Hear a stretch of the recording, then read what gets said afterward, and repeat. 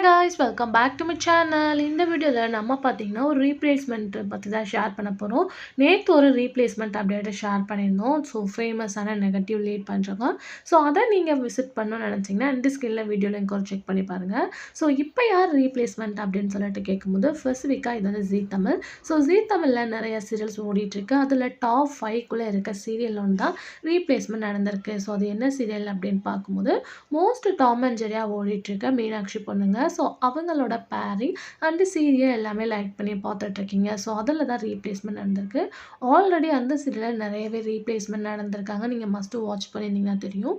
இப்போ யார் ரீப்ளேஸ்மெண்ட் பண்ண போகிறாங்க அப்படின்னு சொல்லிட்டு கேட்கும்போது அந்த சீரியலில் கார்த்திக் ரோல் பண்ணிகிட்டு இருந்த விஷ்ணுகாந்த். ஸோ இவங்க ஆல்ரெடி ஜீ தமிழில் ஹீரோவாக ஆக்ட் பண்ணியிருக்காங்க. இப்போ கரண்ட் சீரியலில் சிறகடிக்க ஆசை சீரியலோட ரீமேக்கில் ஹீரோவாக இவங்க ஆக்ட் பண்ணிட்டு இருக்காங்க. இவங்க தான் பார்த்தீங்கன்னா ஜீ தமிழில் ரீப்ளேஸ்மெண்ட் ஆயிருக்காங்க மீனாட்சி பொண்ணுங்களை.